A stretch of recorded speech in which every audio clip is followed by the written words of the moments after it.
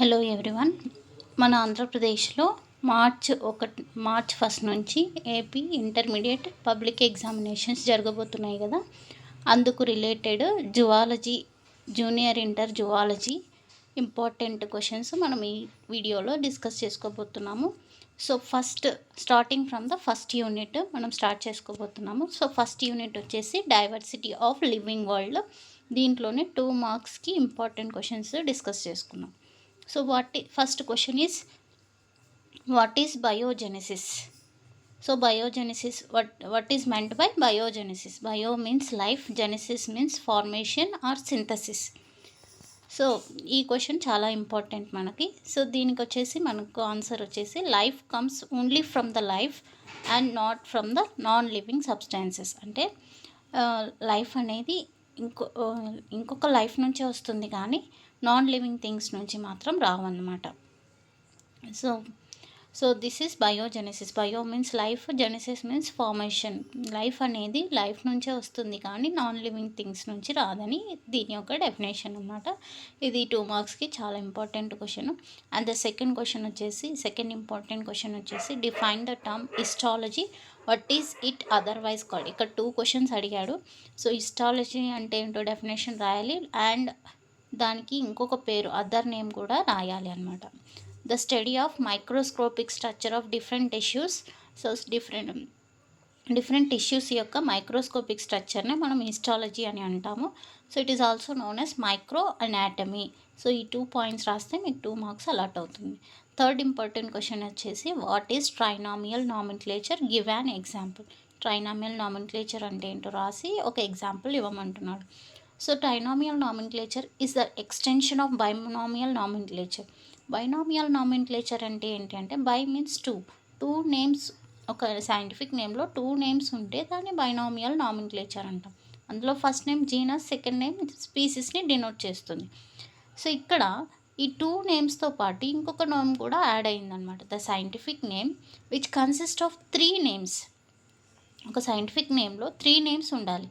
అందులో first name genus అయి ఉండాలి, సెకండ్ నేమ్ స్పీసీస్ అయి ఉండాలి, థర్డ్ నేమ్ సబ్ స్పీసీస్ అయి ఉండాలి. ఇక్కడ third name will be sub species అయి ఉండాలి. So the scientific name which contains 3 names in which the first name is genus, second name is species and the third name is sub species. ఇట్లాంటి నేమ్ని మనం ట్రైనోమిన్ అని అంటాము.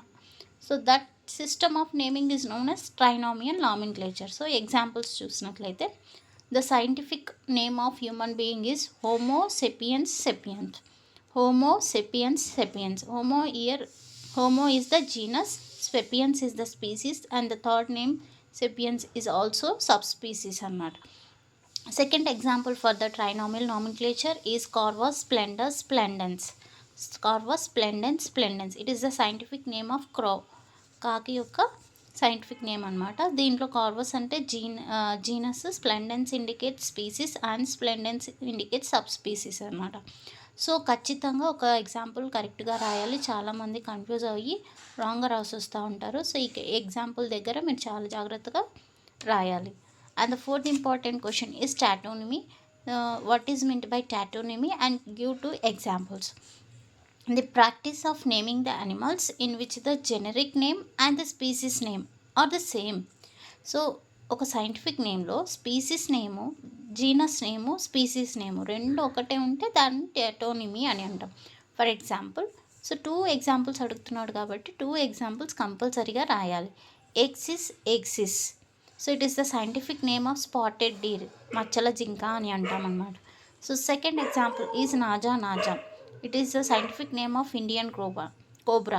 నాగుపాము అంటాం కదా. So దానికి యొక్క సైంటిఫిక్ నేమ్ వచ్చేసి నాజా. సో ఇక్కడ చూడండి మీరు, జీనస్ నేమ్ ఒకేలా ఉంది, స్పీసీస్ నేమ్ కూడా అలాగే ఉంది. So this type of naming is known as taxonomy. And the fifth important question is ICZN. What does ICZN stands for?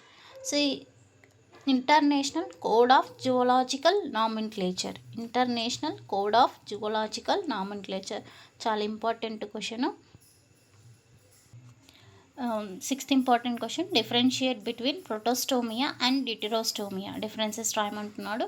So first we will discuss about the protostomia. Proto means ear, first. Stomia means mouth. ఇక్కడ first ఈ యానిమల్స్లో mouth form అవుతే ఏ యానిమల్స్లో అయితే mouth first form అవుతుందో ఆ యానిమల్స్ని ప్రోటోస్టోమియన్స్ అంటాము. Mouth సెకండ్గా form అయితే దాన్ని డిటిరోస్టోమియన్స్ అని అంటాం. సో ఇక్కడ deutero means second, stomia means mouth. Mouth is forming secondary here. The eumetazoans అంటే ఏంటంటే multi cellular organisms in which tissues are developed అనమాట. వాటిని మెటాజోమన్స్ అని అంటాము, యుమెటాజోమన్స్ అని అంటాం. So the eumetazoans in which the blastopore develops into mouth are refer to as protostomia. So blastopore first మౌత్గా develop అయితే ఆ ఆర్గానిజమ్స్ని ప్రోటోస్టోమియన్స్ అని అంటాం. సో ఇవి మనకి ఇన్వర్టిబ్రేట్ ఫైలాలో అనిలిడా, ఆర్థ్రోపోడా, మొలస్కా ఈ 3 ఫైలమ్స్ కూడా ప్రోటోస్టోమియన్స్ అని చెప్పుకోవచ్చు అనమాట. Next thing is deuterostomians. ఈ యుమెటోజోమన్లో యానస్ అనేది ఫస్ట్ బ్లాస్టోఫోర్ నుంచి ఫస్ట్లీ ఫామ్ అవుతుంది. సో అట్లాంటి యుమెటోజోమన్స్ని డ్యూటెరోస్టోమియన్స్ అంటాం. ఇక్కడ మౌత్ అనేది సెకండ్గా ఫామ్ అవుతుంది, అది కూడా యానస్కి ఆపోజిట్గా అనమాట ఫామ్ అవుతుంది. ఇవి వచ్చేసి మనకి ఎకైనోడర్మేటా, హెమికార్డేటా, కార్డేటా ఈ 3 గ్రూప్స్ని మనం డ్యూటెరోస్టోమియన్స్ అని అంటాం అనమాట. సో ఇక్కడ చాలామంది ఎగ్జాంపుల్స్ రాసేటప్పుడు కరెక్ట్గా రాయాలి, ఒక్కటొక్కటి రాస్తూ ఉంటారు. అలా కాకుండా 3 ఫైలమ్స్ అనేది మెన్షన్ చేయాలి. అండ్ డెఫినేషన్ ఇచ్చేటప్పుడు చాలామంది బ్లాస్టోఫోర్ డెవలప్స్ ఇంటూ మౌత్ అనేది కంపల్సరీ రాయాలి, దాన్ని ప్రోటోస్టోమియన్స్ అంటాం. So anus is formed from or near the blastopore అని డిట్రోస్టోమియాలో రాయాలి. ఇలా రాస్తేనే మంచి మార్కులు అనేవి మీకు అలాట్ అవుతాయి. And the 7th important question is species richness అనమాట. సో ఒక పర్టికులర్ యూనిట్ ఏరియాలో ఒక యూనిట్ ఏరియాలో ఎన్ని స్పీసీస్ ఉన్నాయి, the number of species per unit area is known as species richness అని అంటాము.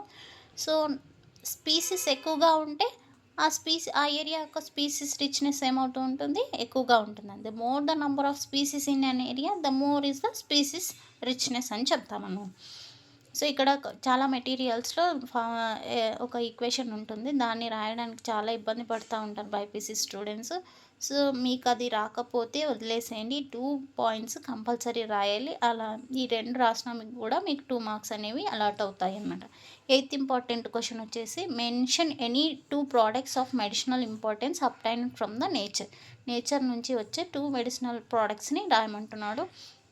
సో ఈ 2 అడిగినాడు, నేను 3 చెప్పబోతున్నాను, 3 చెప్తున్నాను. సో ద ఫస్ట్ మెడిసిన్ వచ్చేసి రిసర్పిన్. సో ఇది వచ్చేసి మనకు హై బ్లడ్ ప్రెషర్లో యూజ్ చేస్తాము, used in treating high blood pressure. Normal blood pressure ఎంత, 120/80. సో అట్లా కాకుండా 140/9 ఉంటే దాన్ని హై బ్లడ్ ప్రెషర్ కిందకి తీసుకుంటాం, హైపర్ టెన్షన్ అని అంటాము. సో ఇట్లా హై బ్లడ్ ప్రెషర్ని ట్రీట్ చేయడానికి రెసర్పిన్ అనే ఒక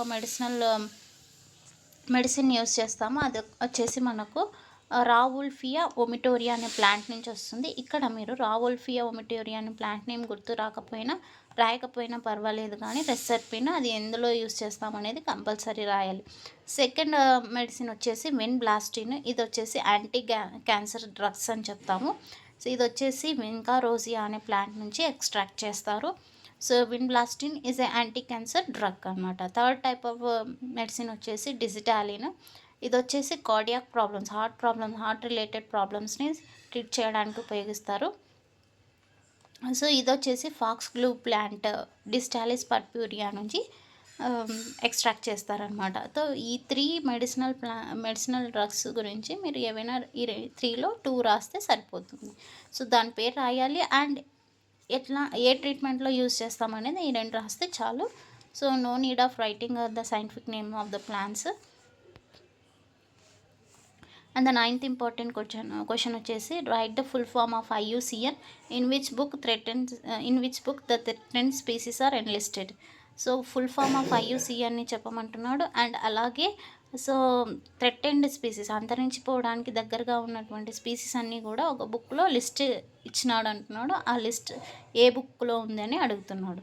so the full form of IUCN is international union for the conservation of nature and natural resources. International union for the conservation of nature and natural resources. So ఇక్కడ threatened species అన్నీ కూడా red data బుక్స్లో threatened స్పీసీస్ని list ఇచ్చినాడు అనమాట. So this is ఇక్కడ మీరు గుర్తుపెట్టుకోవాల్సింది ఏంటంటే IUCN is different from the ICZN. ఓకేనా.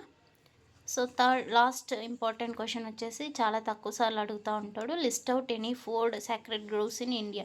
సాక్రెడ్ గ్రోవ్స్ అంటే ఇది ఫారెస్ట్ కంటే చిన్నగా ఉంటుంది. A group of trees, smaller group of trees then a forest. Forest కంటే తక్కువ ట్రీస్ ఇక్కడ ఉంటాయి, వాటిని మనం గ్రూవ్స్ అని అంటాం, సాక్రెడ్ గ్రూవ్స్ అని అంటాం. సో అలాంటివి ఇండియాలో 4 రాయమంటున్నాడు. First one is Khasi and Jaintia hills వచ్చేసి మేఘాలయలో ఉన్నాయి. And second thing is Aravalli hills Rajasthan and గుజరాత్లో ఉంది. వెస్ట్రన్ ఘాట్ రీజన్ వచ్చేసి Karnataka and Maharashtra. And this is చందా.